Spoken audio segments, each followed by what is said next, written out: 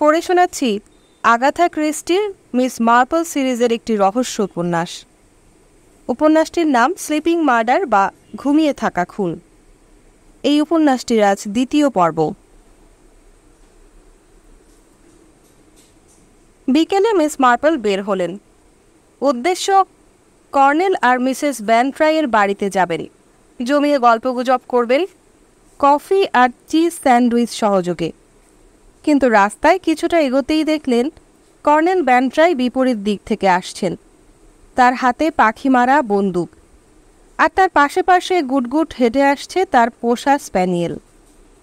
Miss মার্পলকে দেখে খুব খুশি কর্নেল, হাত তুলে হাই জানালেন। আবার ফিরে এসেছেন, অভিনন্দন। লন্ডনের খবর কি? মিস মার্পল জানালেন লন্ডনের আবহাওয়া বেশ ভালো। প্রায় দিনে তিনি পেয়েছেন নির্মেঘ, নীল আকাশ আর ফুরফুরে বাতাস। কথায় কথায় লন্ডনের আকাশে মেঘ আর ঝিরঝির বৃষ্টি এবারে মিস মার্পলকে খুব পীড়া দেয়নি। তার ভাইপো আর তার সদা হাস্যময়ী স্ত্রী তাকে বেশ কিছু নাটক আর অপেরা দেখিয়েছে। নাটক মানেই তো আতলামো, আর অপেরাগুলো আমার যাচ্ছে তাই মনে হয়েছে, বললেন কর্নেল ব্যানফ্রাই। তবে মিউজিক্যাল কমেডিগুলো তার বেশ লাগে। মিস মার্পল বললেন যে তিনি একটা রাশিয়ান নাটক দেখেছেন, অবশ্যই ইংরেজি অনুবাদ করা। নাট্যকারের নাম অ্যান্টন শেখভ, নাটকের নাম সমুদ্র পাখি। তার বেশ ভালো লেগেছে নাটকটা, তবে একটু বড়, একটু বেশি সময় টেনেছে। রাশিয়ানস? ওরে বাপরে, চেঁচিয়ে উঠলেন কর্নেল ব্যানফ্রাই। কেন, কি হলো? আর বলবেন না, আমি যখন নার্সিংহোমে ভর্তি হলাম কয়েকদিনের জন্য, তখন ওরা আমাকে একটা উপন্যাস পড়তে দিয়েছিল, লেখক ফিওদর দস্তয়েভস্কি। উনি তো বড় লেখক, বললেন মিস মার্পল। হতে পারেন, তবে সে নোভেল পড়তে পড়তে আমার নাভিশ্বাস ওঠার জোগাড়। শুধু ঘটনার পর ঘটনা, আর কত চরিত্র, খেয়েই রাখা যায় না, খানিকটা পড়লেই মাথা ধরে যায়। কর্নেল ব্যানফ্রাইয়ের এরকম মন্তব্যে মিস মার্পল চুপ করে থাকাই শ্রেয় মনে করলেন। মিসেস ব্যানফ্রাই কোথায়? কোথায় আর, গার্ডেনে। যান আপনি, আমি এগোলাম। সকালের দিকে এবং বিকেলের দিকে মিসেস ব্যানফ্রাইয়ের ঠিকানা হলো তার সাধের বাগান। তিনি যেসব বই কেনেন ও পড়েন সবই ফুল গাছ পরিচর্যার বিষয়ে। পরিচারিকা মিস মার্পলকে বাগানেই নিয়ে এলো। বান্ধবীকে দেখে মিসেস ব্যানফ্রাই একটা গাছের সামনে উবু হয়ে বসে থাকা অবস্থায় থেকে সোজা উঠে দাঁড়াতে গেলেন। সঙ্গে সঙ্গে তার কোমরের ব্যথাটা জানান দিল। আউচ! মিসেস ব্যানফ্রাই কোকিয়ে উঠলেন। আরে আরে, আস্তে, তোমার বাতের ব্যথা আরও বেড়েছে বোধ হয়, মিস মার্পল বললেন। কবে বাড়ে আর কবে কমে তা আজও বুঝতে পারিনি। ছাড়ো সব, বুড়ো বয়সের ব্যারাম। তোমারও আছে, আমারও আছে। মিসেস ব্যানফ্রাই ফিক করে হাসলেন, বললেন, তুমি লন্ডন থেকে ফিরেছ সে খবর আমি পেয়েছি জেন। আমার বাগানে ডালিয়াগুলো দেখছ, এত বড় কোনো বছর হয়নি। তবে এবারে বৃষ্টি বড় কম হচ্ছে। একটু বৃষ্টি হলে বাগানটা ফুলে ফুলে ঝলমল করে উঠবে।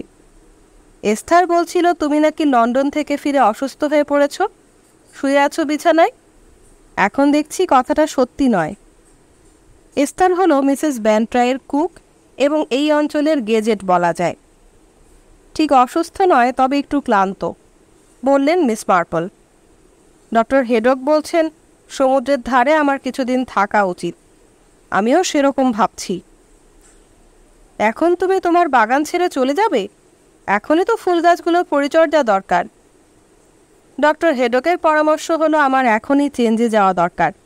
বেশি দেরি করলে হয়তো নার্সিংহোমে ছুটতে হবে। আমার পক্ষে সেটা কি ভয়ঙ্কর ব্যাপার হবে সে তো তুমি জানো। ডক্টর হেডক যখন বলেছেন তখন সে কথা মেনেই চলতে হবে। উনি তো আমারও ফিজিশিয়ান। সে তো জানি। আমি তোমার কুকের কথা ভাবছিলাম ডলি, মিস মার্পল বললেন। কোন কুক? তোমার একজন কুক চাই? সেই মেয়েটার কথা বলছো না তো, যে খুব মাল খায়? না না না, আমি সেই মেয়েটির কথা বলছি যে দারুণ পেস্ট্রি বানাতে পারে, যার হাজবেন্ড একজন বাটলার। হো হো, তুমি মক টার্টলের কথা বলছো? মিসেস ব্যানফ্রাই বললেন ব্যাপারটা বুঝতে পেরে। সেই মেয়েটি যার গলা কেমন কাঁদো কাঁদো, যে কথা বললেই মনে হয় কাঁদছে? হ্যাঁ, কুক হিসেবে মেয়েটা ভালো। ওর স্বামী লোকটা তো মোটা আর কুঁড়ে, আবার তার বদগুণও আছে। হুইস্কিতে জল মেশায়। অনেক দিন ধরে নানা বাড়িতে কাজ করে ওরা দুজনেই দু পয়সা করেছে। ওরা তো এখানে নেই। কবে চলে গেছে ইংল্যান্ডের দক্ষিণ উপকূলে? সেখানে নাকি হোটেল খুলেছে। সেটাই ভাবছিলাম আমি। ওরা যেখানে গেছে সে জায়গাটার নাম ডিলমাউথ না? ঠিক, 14 প্যারেড ডিলমাউথ। ডক্টর হেডক যেহেতু আমাকে সমুদ্রের ধারেই যেতে বলেছেন, তাই আমি ডিলমাউথই যাব ঠিক করেছি। আচ্ছা, ওই কুক মহারানী আর বাটলার মহারাজের নাম সন্ডার্স না? হ্যাঁ, মিস্টার ও মিসেস সন্ডার্স। তবে তোমার মতলবটা ভালোই জেন। মিসেস সন্ডার্স তোমার দেখাশোনা করবে, রান্না করে দেবে, আর মিস্টার সন্ডার্স তোমার পছন্দের আনাজপাতি, মাংস, মাছ সব বাজার থেকে এনে দেবে। এখন তো অফ সিজন চলছে, ওদের হোটেলে খদ্দের বা বোর্ডারও কম, সুতরাং খাবার দাবার ও থাকার খরচও ওরা চড়া হাঁকবে না। ভালো খাবার দাবার, সমুদ্রের তাজা বাতাস। ওহ, তোমার স্বাস্থ্যের যা উন্নতি হবে না। ধন্যবাদ ডলি, ধন্যবাদ। গোয়েন্দাগিরিতে হাত মক্স। মৃতদেহ কোথায় ছিল বলে তোমার মনে হয়? এখানে? জানতে চাইল গাইলস। সে আর জিওয়েন্ডা হিলসাইড বাড়ির সামনের দিকের বড় ঘরটাতে। গত রাতে তারা নিজেদের ডেরায় ফিরে এসেছে। গাইলস তো রীতিমতো উত্তেজিত। বাড়িটাতে কি রহস্য আছে, বের করতে হবে সেটা। ওখানেই বোধহয়, জিওয়েন্ডা বলল। সিঁড়ি দিয়ে সে খানিক ওপরে উঠে গেল, নিজের দিকে তাকালো ভ্রু কুচকে। হ্যাঁ, আমার মনে হয় মেঝের ওই জায়গাটাতেই। হাঁটু মুড়ে বসে পড়ো, বলল গাইলস। তোমাকে মনে রাখতে হবে তুমি যখন 3 বছরের তখনকার কথা বলছো। হাঁটু মুড়ে বসল জিওয়েন্ডা। কথাগুলো যে বলেছিল সেই লোকটাকে তুমি দেখতে পাওনি? মনে পড়ছে না তাকে দেখেছি বলে। একটু দূরেই ছিল লোকটা। আমি শুধু তার হাত দুটো দেখতে পেয়েছিলাম, আর থাবা। থাবা? গাইলসের কপাল কুঁচকে গেল। হ্যাঁ, থাবাই, ছাই রং, ঠিক বানরের থাবা। একটু ভেবে চিনতে বলো বেবি, মানুষের থাবা হতে পারে? যাই বলো তুমি, আমার মনে হয়েছিল থাবা। সন্দেহের চোখে তাকালো গাইলস। এটা তোমার উদ্ভট কল্পনা। তোমার সঙ্গে আমি কিছুটা একমত গাইলস। আমিও ভেবেছি ওটা নিয়ে। পরে আমারও মনে হয়েছে বোধহয় কল্পনাই করেছি আমি। স্রেফ কল্পনা করেছি, কারণ ডিলমাউথের কারোরই একটুকুও মনে পড়ছে না যে এই বাড়িতে কোনোদিন কোনো খুন হয়েছিল, বা হঠাৎ কারোর মৃত্যু হয়েছিল, কিংবা এই বাড়ি থেকে হঠাৎ কেউ নিখোঁজ হয়ে গিয়েছিল। না, এরকম কোনো অদ্ভুত ঘটনা ঘটেনি এ বাড়িতে। আমার মনে হয় এটা তুমি দুঃস্বপ্ন দেখছো, এছাড়া আর কিছু নয়। তাই হবে হয়তো, অনিশ্চিতভাবে বলল জিওয়েন্ডা। কিন্তু হেলেন কার নাম? হেলেন? হ্যাঁ, লন্ডনে নাটক দেখতে গিয়ে নাটকের শেষ দৃশ্যে রানীকে মঞ্চে মরে থাকতে দেখে তুমি হেলেন বলে চিৎকার করে উঠেছিলে। কিছুই মনে নেই আমার। কেন যে ওই নামটা হঠাৎ আমি বলেছিলাম জানি না। কিন্তু মিস মার্পল বলছেন হেলেন নামটা আলটপকা তোমার মনে আসেনি। হেলেন নামে নিশ্চয়ই কোনো মহিলা ছিল। কিন্তু ওই নামের কাউকে আমার মনে পড়ছে না, বিলিভ মি। জিওয়েন্ডা করুণ দৃষ্টিতে তাকালো গাইলসের দিকে। কাকে তোমার মনে পড়ে? তোমার বাবাকে? তাকেও স্পষ্ট মনে পড়ে না। নিউজিল্যান্ডের বাড়িতে একটা ফটো আছে, ইয়া মোটা গোঁফ একজন পুরুষের। অ্যান্ড অ্যালিসন আমাকে বলতেন উনি তোমার বাবা। কিন্তু আমার মনেই পড়ে না যে আমি ওই লোকটার সঙ্গে এই বাড়িতে কোনো দিন ছিলাম। গাইলস ছোড়নেওয়ালা নেহি হ্যাঁ, তাকে এই রহস্যের সমাধান করতেই হবে। অনেক ভেবে সে বলল, একটা কাজ করা যায়।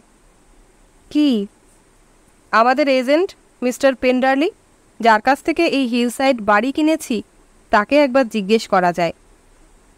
কি জিজ্ঞেস করবে? আমাদের এই বাড়ির কোনো ইতিহাস আছে কিনা, মানে ঠিক ইতিহাস নয়, এই বাড়িটাতে অনেক বছর আগে হেলেন নামে কোনো মহিলা খুন হয়েছিল কিনা।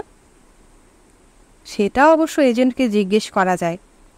মিস্টার পেন্ডালের অফিসে গিয়ে সম্ভাষণ বিনিময়ের পর গাইলস জানতে চাইল, আচ্ছা মিস্টার পেন্ডারলি, আপনি কি বলতে পারবেন 18-19 বছর আগে আমাদের এই হিলসাইড বাড়ি মেজর হ্যালিডে নামে কাউকে ভাড়া দেওয়া হয়েছিল?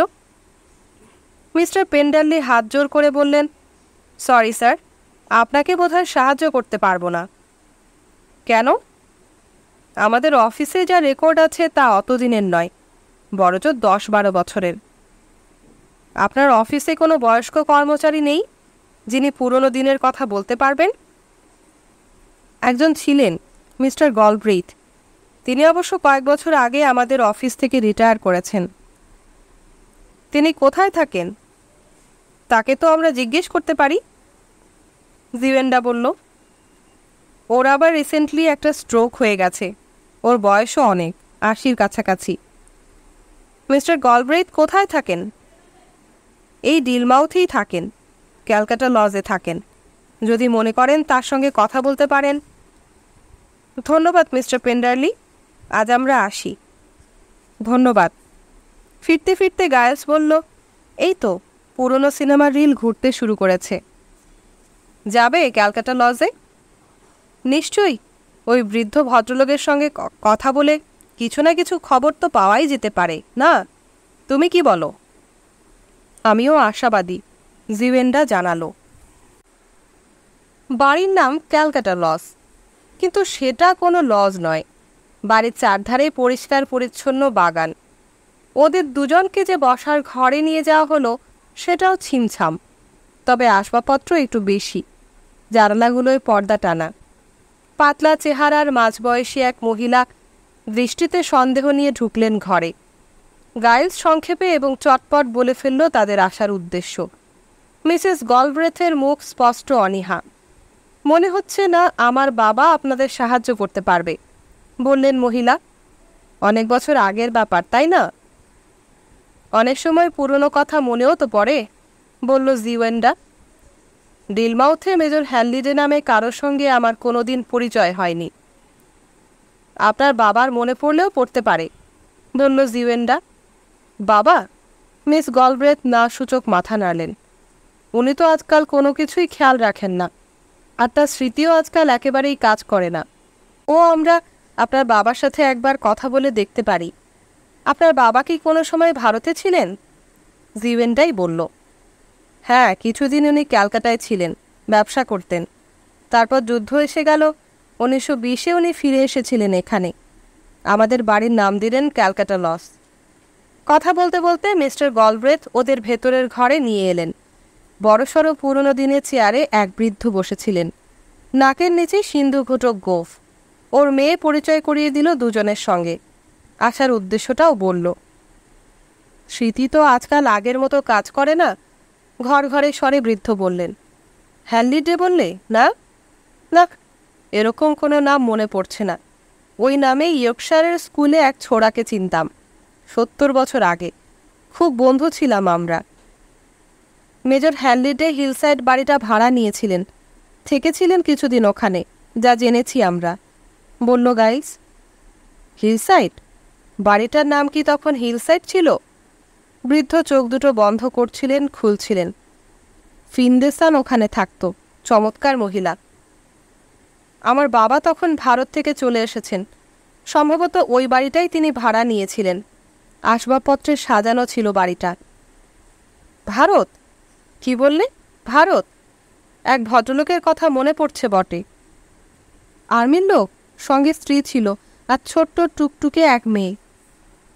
সেই মেয়েটাই হলাম আমি, বলল জিওয়েন্ডা। তাই নাকি? এত বড় হয়ে গেছ? অবশ্য সময় তো গড়িয়েই যায়। হ্যাঁ, ভদ্রলোকের নাম কি যেন বললে? হ্যানলিডে। ঠিক, হ্যানলিডে, মেজর হ্যানলিডে। চমৎকার মানুষ। বউটিও বেশ সুন্দরী ছিল, কম বয়স, এক মাথা চুল। মনে পড়ছে বটে, হ্যাঁ, বেশ সুন্দরী ছিল। ওদের দুজনের সঙ্গে আর কারা ছিলেন? কিচ্ছু জানি না, কিচ্ছু না। তোমাকে সেই মহিলার মতো দেখতে নয়।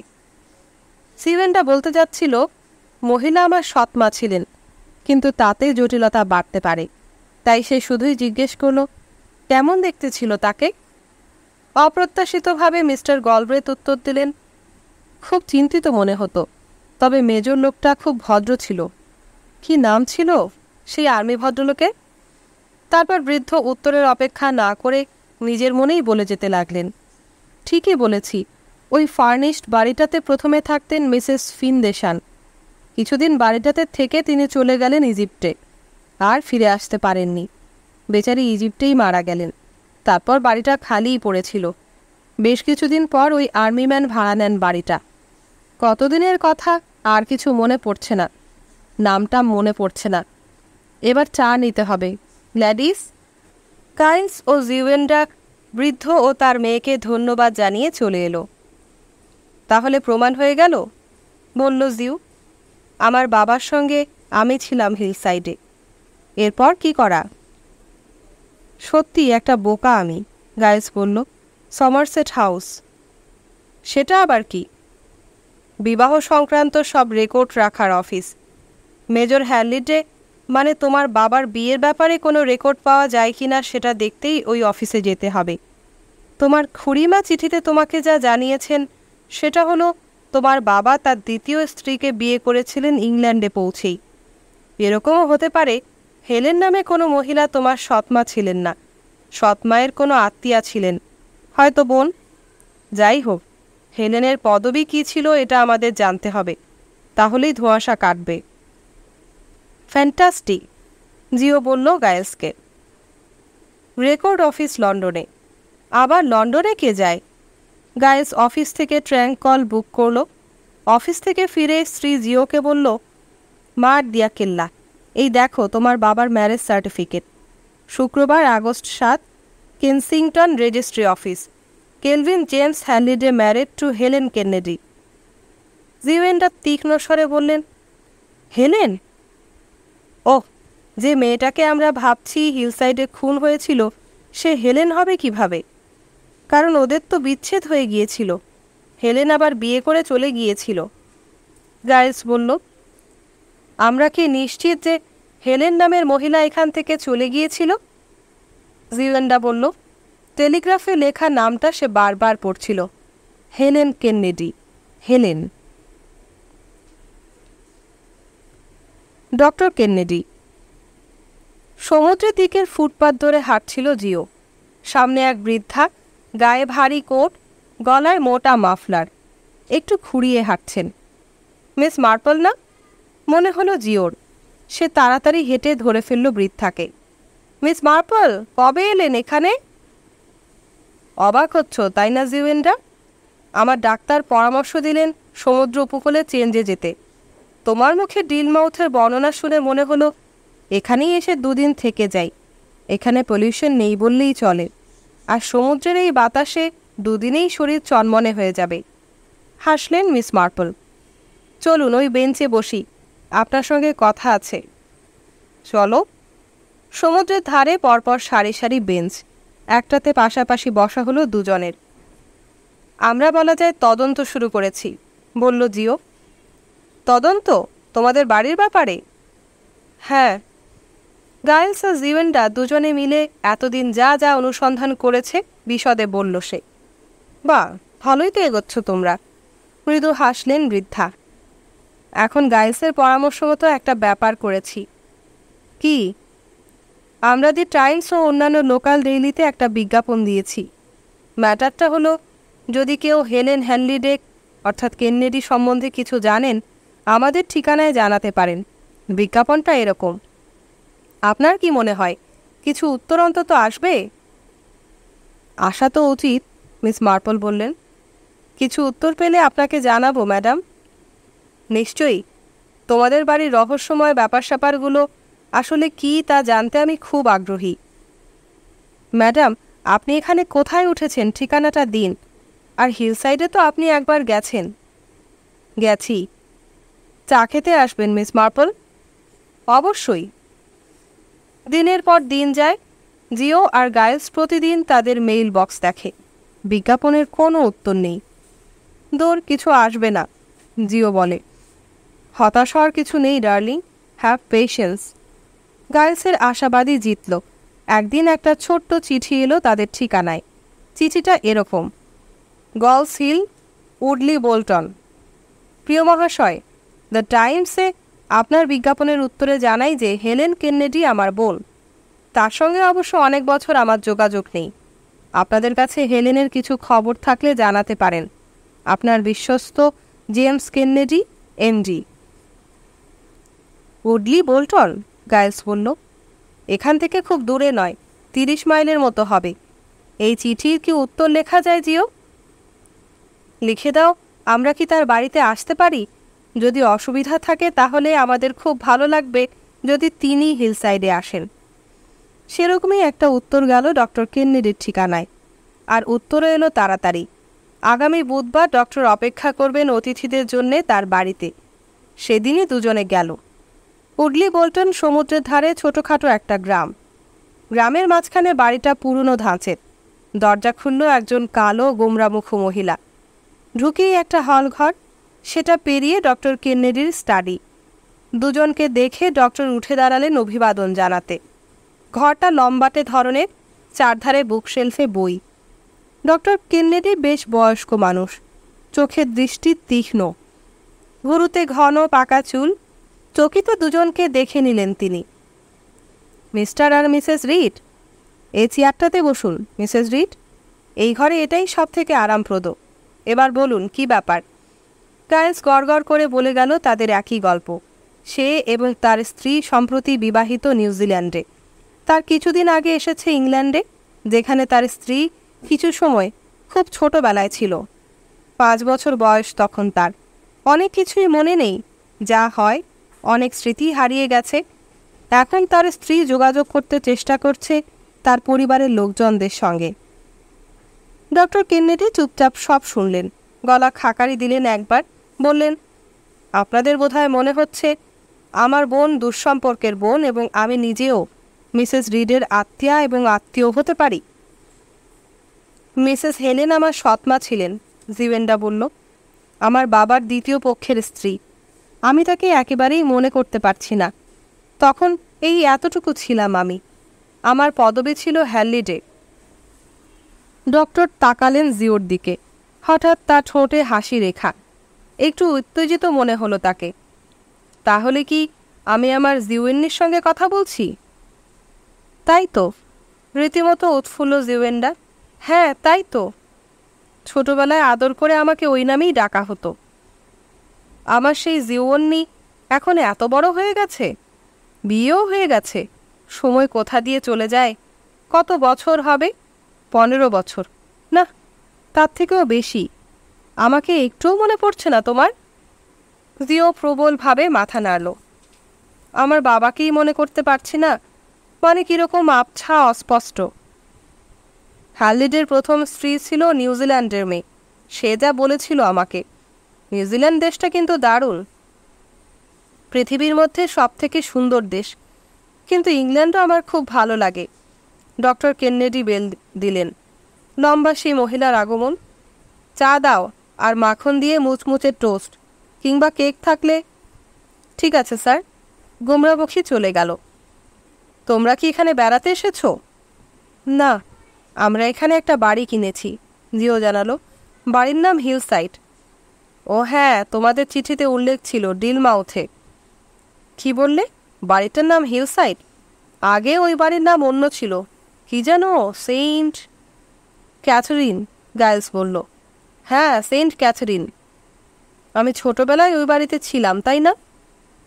ছিলে বই কি, ডক্টর হাসলেন। তো তুমি এখানে ফিরে এলে কেন? তোমার তো কিছু মনে নেই বলছো। সত্যি কিছুই মনে নেই, কিন্তু বাড়িটা দেখেই যেন মনের মধ্যে কে বলে উঠল, এখানে তুমি ছিলে, তুমি ছিলে। বুঝেছি, বাড়িটা তোমাকে ডাকলো, ডক্টর বললেন নিস্পৃহ ভঙ্গিতে। গাইলসের মনে হলো উনি যেন কি চিন্তা করছেন। তাহলে, জিও বলল, আপনি বলুন আমাকে সব কিছু, আমার বাবার সম্বন্ধে, হেলেন সম্বন্ধে, আর আর সব কিছু। ডক্টর জিওর দিকে তাকালেন চিন্তিতভাবে। আমার ধারণা তোমার নিউজিল্যান্ডের আত্মীয়রা কিছুই জানে না। কী করেই বা জানবে? তবে বেশি কিছু বলারও নেই। হেলেন আমার বোন ইন্ডিয়া থেকে জাহাজে ফিরছিল। সেই জাহাজে মেজর হ্যালিডে অর্থাৎ তোমার বাবাও ফিরছিল। আগেই তার প্রথম স্ত্রী মারা গেছেন। সঙ্গে ছিল তার বাচ্চা মেয়ে। তার মুখে তার জীবনের ট্র্যাজেডির কথা শুনে হেলেন সমব্যথী হয়ে পড়ে। হ্যালিডের প্রেমেও পড়ে যায়। হ্যালিডে তখন অবসাদগ্রস্ত, সঙ্গী খুঁজছিলেন। তিনিও হেলেনের প্রেমে পড়ে যান। তারপর যা হয়, গাঢ় হলো তাদের প্রেম। লন্ডনে পৌঁছে বিয়ে করলো দুজনে। তারপর দুজনে ডিলমাউথে চলে এলো আমার কাছে। আমি তখন রীতিমতো প্র্যাকটিস করছি। ডাক্তার হিসেবে খুব পসার আমার তখন। কেলভিন হ্যালিডেকে দেখে ভালোই লাগলো। একটু যেন নার্ভাস টাইপ, বিষণ্ণ, কিন্তু দুজনকে দেখে সুখী মনে হয়েছিল আমার। তারপর কয়েক মুহূর্ত চুপ করে রইলেন কেনেডি। আবার বলতে শুরু করলেন, তারপর ওদের মধ্যে কি হয়েছিল বলতে পারবো না। 1 বছরের মধ্যে হেলেন পালিয়ে গিয়েছিল একজনের সঙ্গে। তোমরা বোধহয় জানো সেটা। কার সঙ্গে চলে গিয়েছিলেন উনি? জিওর প্রশ্ন। ডাক্তার স্থির চোখে তাকালেন। আমাকে কিছু বলেনি। আমাকে হেলেন সব কথা বলতো না, তবে আমি বুঝতে পারতাম ওদের সম্পর্কের মধ্যে ফাটল ধরেছে। শুধু বুঝতে পারতাম না কেন, তবে আমার কানে আসতো। ওদের বাড়িতে নানা লোকজন আসতো, মদের আসর বসতো, নাচ গান হতো অনেক রাত পর্যন্ত।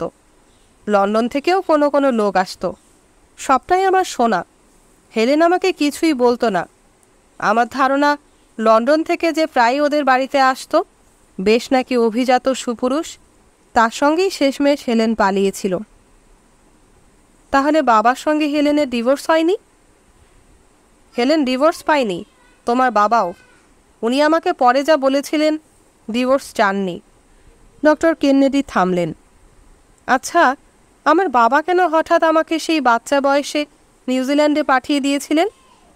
উত্তর দেওয়ার আগে কেনেডি ভেবে নিলেন। তারপর বললেন, মনে হয় তোমার বাবার আত্মীয়রা ওকে চাপ দিচ্ছিলেন। দ্বিতীয় বিয়েটাও যখন টিকল না, হ্যালিডে বোধহয় ভেবেছিল তোমাকে নিউজিল্যান্ডে পাঠিয়ে দিলেই ভালো হবে। বাবা আমাকে নিজে কেন নিয়ে আসলেন না ওখানে? সেটা ঠিক বলতে পারবো না। ওর স্বাস্থ্য তখন ভালো যাচ্ছিল না। বাবার স্বাস্থ্য ভালো যাচ্ছিল না? আচ্ছা, উনি মারা যান কিভাবে? ঠিক সেই মুহূর্তে দরজা খুলে গেল। সেই কালো গোমরামুখী ঢুকল। তার হাতে ট্রে খাবারে ভর্তি। টেবিলে সে ট্রে রেখে চলে গেল। জিওয়েন্ডা একটা টোস্ট তুলে নিল। গাইলসও তাই। কেনেডি চায়ের কাপ তুলে নিলেন। আমার বাবা কিভাবে মারা গেলেন? প্রশ্নটা আবার করল জিও। ঠিক বলতে পারবো না ডিয়ার। যেটা বললাম, ওর শরীর একেবারেই ভালো যাচ্ছিল না। শেষমেশ ওকে স্যানাটোরিয়ামে যেতে হলো, ইস্ট কোস্টের দিকে কোথাও। সেখানেই ও মারা যায় 2 বছর পরে। কেনেডিকে কিছু লুকোচ্ছেন? জিও আর গাইলস মুখ চাওয়াচাই করল। গাইলস বলল, স্যার, আপনি অন্তত এটুকু বলতে পারবেন যে মেজর হ্যালিডেকে কবরস্থ করা হয়েছিল কোথায়?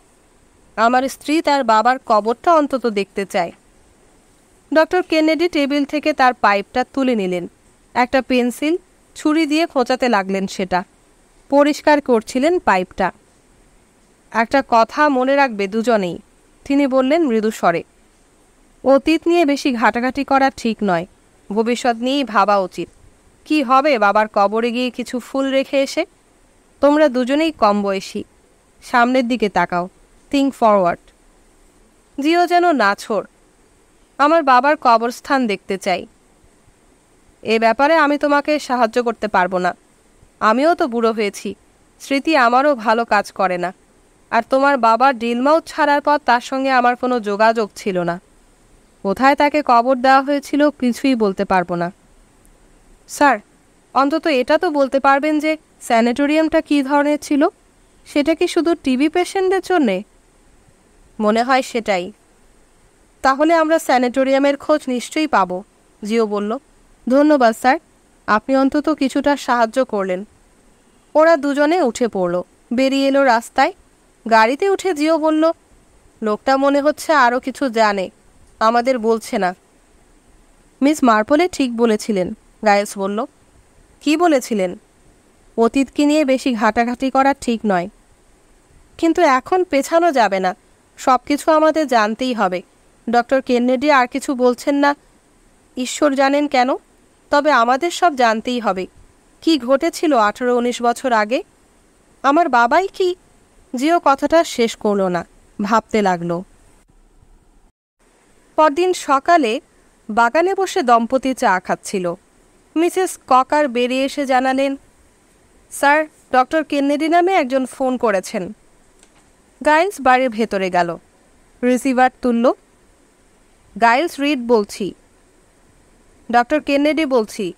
মিস্টার রিড, গতকাল আমাদের আলোচনার কথা ভাবছিলুম। কয়েকটা ঘটনা আমার মনে পড়েছে। আপনাদের দুজনকে সেগুলো জানানো উচিত। আপনাদের বাড়িতে বিকেলে কি যাব? অবশ্যই। কখন আসবেন? এই বিকেল 3টে। ঠিক আছে। জিওয়েন্ডা বাগানের মালিক সঙ্গে কথা বলছিল। গাইলসকে দেখে বলল, কার ফোন? ডক্টর কেনেডির। ইনি সেই ডক্টর যিনি ওয়েস্টক্লিফে থাকেন? মালিক ফস্টার জিজ্ঞেস করল। হ্যাঁ হ্যাঁ, চেনেন নাকি ওকে? চিনি। একসময় উনি ডিলমাউথের সবথেকে ভালো ডাক্তার ছিলেন। পশারও ছিল ভালো। উনি এখন আর প্র্যাকটিস করেন না? এখন তো ওর বয়স হয়ে গেছে। বছর 15 হলো উনি আর চেম্বারে বসেন না। এখন তো স্বাস্থ্য খুবই ভেঙে গেছে তার। উনি আজ বিকেলে আমাদের বাড়ি আসছেন, বিকেল 3টে নাগাদ, গাইলস জানালো। আচ্ছা, জিও বলল। তারপর ফস্টারকে জিজ্ঞেস করলো, আপনি ডক্টর কেনেডির বোনকে চিনতেন? বোন? ঠিক মনে নাই। একটা বাচ্চা খুকি ছিল, স্কুলে যেত। তারপর ইন্ডিয়ায় চলে গেছিল। তারপর শুনেছিলুম মেয়েটা আবার ফিরে এসেছে কাকে যেন বিয়ে করে। কিন্তু ছুরি বেশ ইন্টু বিন্টু ছিল, আমি বলবো। কেন? একটা লোককে বিয়ে করার পর আবার এক ছোড়ার সনে নাকি পাইলে গেছিল। টেরাসে হাঁটতে হাঁটতে জিও জানতে চাইল স্বামীর কাছে, ডক্টর আসছে কেন? এলে বুঝবো। ঠিক বিকেল 3টের সময়ই ডক্টর কেনেডি এলেন। ড্রয়িং রুমের চারধারে চোখ বুলিয়ে বললেন, কতদিন বাদে এখানে এলুম। কোনো ভূমিকা না করেই কেনেডি বললেন, কেলভিন হ্যালিডে কোন স্যানিটোরিয়ামে মারা গিয়েছিল, কী অসুখে মারা গিয়েছিল, এসব তোমাদের জানতেই হবে। অবশ্যই, জিও জোর দিয়ে বলল। অতীতকে খুঁড়তে চাও তাই করো, তবে তোমার বাবার শেষ জীবন খুবই অসুস্থতা ও দুঃখে কেটেছে। শুনে তোমার ভালো লাগবে না, তবুও আমি যতদূর জানি বলবো, কিছু লুকোবো না। তোমার বাবা টিবি রোগে ভোগেননি, আর স্যানিটোরিয়ামে উনি ছিলেন না। উনি ছিলেন মানসিক হাসপাতালে। মানসিক হাসপাতাল? তাহলে কি উনি পাগল? মানসিক রোগের কোনো ডাক্তারই সেটা কাগজে কলমে বলেননি। আমি জেনারেল ফিজিশিয়ান, আমারও মনে হয়নি হ্যালিডে পাগল হয়ে গিয়েছিল। তবে সে নার্ভের রোগে ভুগত, আর তার মনে নানা রকম বিকারের উৎপাত ছিল। আর বিচিত্র সেই মানসিক বিকারে ভুগতে ভুগতে সে নিজেই একদিন চলে গিয়েছিল একটি নার্সিংহোমে। সেখানেই কাটিয়েছিল শেষ জীবনটা, মারাও গিয়েছিল সেখানে। আপনি কি ডিলিউশনাল অবসেশনের কথা বলছেন? গাইলস বলল। কী ধরনের মানসিক বিকার ছিল ওর? ডক্টর কেনেডি এবার জিওর মুখের দিকে তাকালেন। তারপর স্পষ্ট গলায় বললেন, ওর ধারণা হয়েছিল ও নিজেই স্ত্রীকে গলা টিপে খুন করেছিল। জিও অস্ফুটে কেঁদে উঠল। গাইলস তার কাঁধে আলতো হাতের চাপ দিল, শান্ত করার চেষ্টা। সেটা কি সত্যি? জিজ্ঞেস করলো গাইলস। না, এ কথা একেবারেই সত্যি নয়। তাহলে কোনটা সত্যি? হেলেনকে সত্যিই কি গলা টিপে খুন করা হয়েছিল? জানতে চাইল জিওয়েন্ডা। সেটা আমি বলতে পারবো না। একজন পরপুরুষের সঙ্গে পালিয়ে যাবার পর হেলেন, আমার বোন, আমাকে 2টো চিঠি লিখেছিল। পালিয়ে যাবার 1 সপ্তাহ বাদে যে চিঠিটা সে লিখেছিল আমাকে, সেটা ফ্রান্স থেকে। 6 মাস পর আবার একটা চিঠি লিখেছিল, সেটাও ফ্রান্স থেকে। তাকে গলা টিপে খুন করেনি হ্যালিডে। সবটাই তার মনের বিকার, উদ্ভট কল্পনা। স্যার, কাইন্ডলি আরেকটু খুলে বলবেন? জিওর অনুরোধ। বলতেই তো এসেছি মা। তোমার বাবাকে দিনের পর দিন দেখে, কথা বলে আমার মনে হয়েছিল সে মারাত্মক স্নায়বিক রোগে ভুগছিল। সে আমাকে প্রায়ই বলতো, রাতে ঘুম হয় না, বিভৎস সব দুঃস্বপ্ন দেখে। কী দুঃস্বপ্ন? না, একটাই ভয়ঙ্কর স্বপ্ন, সে হেলেনের গলা টিপে তাকে মারছে। আমি হাসতাম। আমার জ্ঞান বুদ্ধি মতো 2-1টা ওষুধও তাকে লিখে দিয়েছিলাম। দুটোই অবশ্য ঘুমের ওষুধ। একদিন সন্ধ্যায় সাংঘাতিক ব্যাপারটা ঘটল। সাংঘাতিক ব্যাপার? হ্যাঁ, সাংঘাতিক। দিনটা ছিল শুক্রবার। আমি তখনও বাড়ি ফিরিনি আমার চেম্বার থেকে। বাড়ি ফিরে দেখলাম সে ঘণ্টাখানেকের ওপর আমার বাড়িতে অপেক্ষা করছে। কি ব্যাপার হে? আমি লঘু স্বরে জিজ্ঞেস করেছিলাম। ডক্টর কেনেডি, আমি হেলেনকে খুন করেছি। আমাকে অবাক করে সে বলেছিল। আমি বলেছিলাম আবার সে বোধহয় দুঃস্বপ্ন দেখেছে। আমার চোখে চোখ রেখে সে বলেছিল, না, দুঃস্বপ্ন নয়, এটা ঘটনা। আমি হেলেনকে গলা টিপে মেরেছি আজ। সে পড়ে আছে বাড়িতে খুন হয়ে। তারপর সে বলল একেবারে ঠান্ডা মাথায়, কোনো উত্তেজনা ছিল না তার গলায়।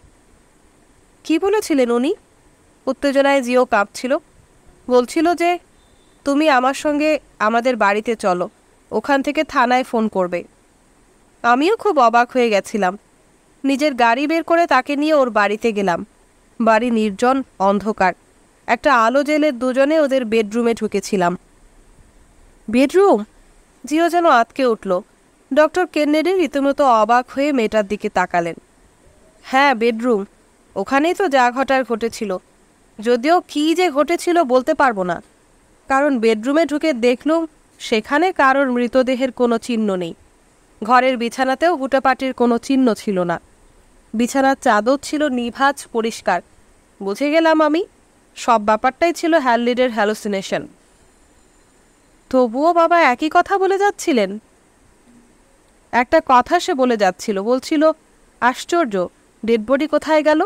আমি তাকে নিজের হাতে আজ মেরেছি। তখন আমি তাকে অনেক বুঝিয়ে বিছানায় শোয়ালাম। এক গ্লাস জল খাওয়ানোর সময় একটা সিডেটিভ দিয়েছিলাম, জোরালো সিডেটিভ। ঘুমিয়ে পড়ল হ্যালিডে। তখন আমি ঘরের চারদিকে তাকাতে লাগলাম।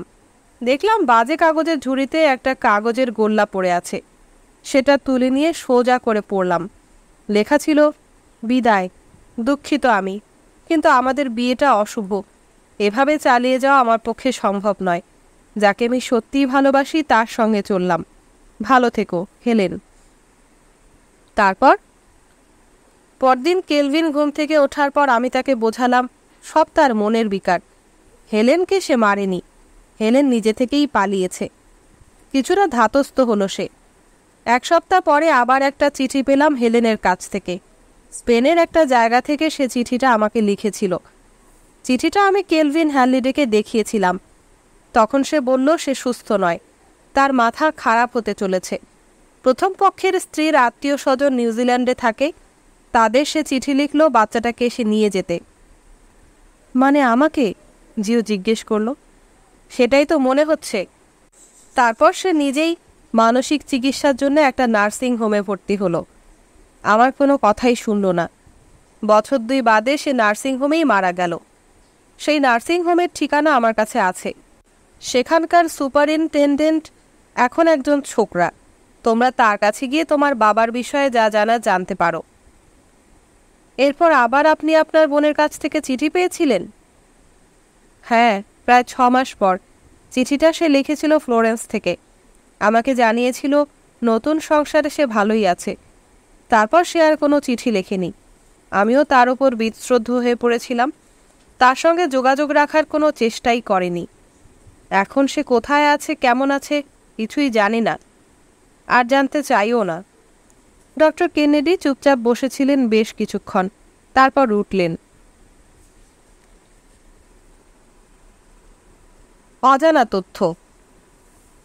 ডক্টর কেনেডিকে দরজা পর্যন্ত এগিয়ে দেবার পর গাইলস ফিরে এসে দেখল জিও বিষণ্ণ মুখে বসে আছে। কি হলো ডার্লিং? এসব নিয়ে আর ঘাটাঘাটি করে লাভ নেই। পুরনো ঘটনা নিয়ে? হ্যাঁ, শেষ পর্যন্ত আমার বাবাই হেলেনকে গলা টিপে মেরেছিলেন। জিও, এত তাড়াতাড়ি ওরকম ভেবে নিও না। আসল সত্য আমরা কিন্তু এখনও জানি না।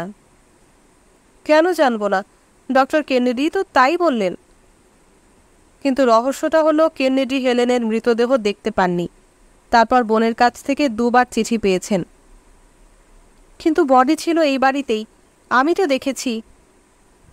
তুমি যদি দুঃস্বপ্নেও বডি দেখে থাকো, সেটা বড় হল ঘরে, বেডরুমে নয়। এতে কি যায় আসে? যদি বডি হল ঘরেই পড়ে থাকতো, তাহলে হ্যালিডে কেন বলবেন তিনি দ্বিতীয় পক্ষের স্ত্রীকে গলা টিপে মেরেছিলেন বেডরুমে? এটাকে খুব বড় করে দেখা ঠিক হবে না। কিন্তু হেলেন যদি সত্যিই খুন হয়, বডি কোথায় গেল? আমার বাবা বডি পুঁতে দিতে পারেন বাগানে, আর তারপর কেনেডির কাছে গিয়ে স্বীকার করলেন যে তিনি স্ত্রীকে খুন করেছেন। কিন্তু কেনেডিও এসে মৃতদেহ দেখতে পাননি। তাহলে বডি বডি কোথায় গেল? একটু গোলমাল মনে হচ্ছে। তোমার কি মনে হয় ডক্টর কেনেডি সব সত্যি বলছেন? আমি নিঃসংশয় উনি ঠিকঠাক বলছেন, তবে একটা ব্যাপারেই গণ্ডগোল, বডিটা কোথায় গেল? কিন্তু বডি ছিলই, বেডরুমে না, হল ঘরে। আমি জোর দিয়ে বলছি, জিয়েন্ডা বলল। কিন্তু তখন তোমার 5 বছর বয়স।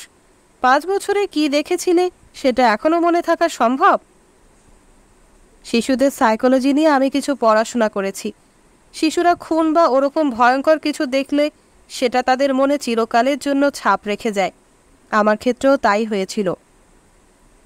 গাইলস অন্য কিছু ভাবছিল, খুব মন দিয়ে শুনছিল না স্ত্রীর কথা। কি ভাবছো তুমি গাইলস? একজন লোকের কথা, তার নাম জানি না, ধরো এক্স।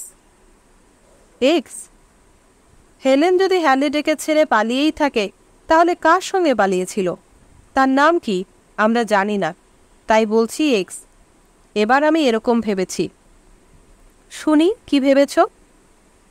তার স্বামী হ্যালিডেকে হেলেন একটা ছোট্ট চিঠি লিখে রেখে গেল। যখন লিখে বেডরুমে সেটা রেখে সিঁড়ি দিয়ে নামছিল, তখনই হ্যালিডের বাড়িতে প্রবেশ। তাকে দেখে আঁতকে উঠেছিল হেলেন। পালাতে চেয়েছিল, কিন্তু হ্যালিডে তাকে ধরে ফেলে। বুঝতে পারে যে হেলেন তার নতুন প্রেমিকের সঙ্গে পালাচ্ছিল। তখন হ্যালিডে তার স্ত্রীকে গলা টিপে মারে। তারপর বেডরুমে এসে হেলেনের চিঠিটা পড়ে, সেটাকে পাকিয়ে গোল্লা করে ওয়েস্ট পেপার বাস্কেটে ছুঁড়ে দেয়। আর তুমি ততক্ষণে বাচ্চা মেয়ে কাঁদতে কাঁদতে দোতলার ব্যালকনিতে এসে পড়েছিলে। দোতলার রেলিংয়ের ফাঁক দিয়ে দেখেছিলে হেলেনের বডি পড়ে আছে হল ঘরের মেঝে। তারপর আমার ধারণা হেলেন মরেনি, কিন্তু তাকে মেঝেতে আলোথালো অবস্থায় দেখে হ্যালিডে ধরে নিয়েছিলেন সে মারা গেছে। তারপর হ্যালিডে বেরিয়ে যান ডক্টর কেনেডির বাড়িতে। এরপর আমি ভেবেছি সেই যুবক হেলেনের প্রেমিক বাড়িতে ঢুকে পড়ে। যুবক তাড়াতাড়ি হেলেনের চোখে মুখে জল দিয়ে তাকে সুস্থ করে তোলে। তারপর দুজনে পালিয়ে যায়। কিন্তু ক্যালভিন হ্যালিডে তখন ধরেই নিয়েছেন তিনি হেলেনকে গলা টিপে খুন করেছেন, এবং সেই অপরাধবোধেই বাকি জীবন তিনি কাটিয়ে দিয়েছিলেন। মারাও গিয়েছিলেন সেই অপরাধবোধে কষ্ট পেতে পেতে। আর যেহেতু হেলেন বাক্স প্যাঁটরা নিয়ে তার প্রেমিকের সঙ্গে পালিয়ে গিয়েছিল, তাই ডক্টর কেনেডি হ্যালিডের সঙ্গে এই বাড়িতে ফিরে হেলেনের স্যুটকেস দেখতে পাননি। সুতরাং সব কিছুই কিন্তু মিলে যাচ্ছে।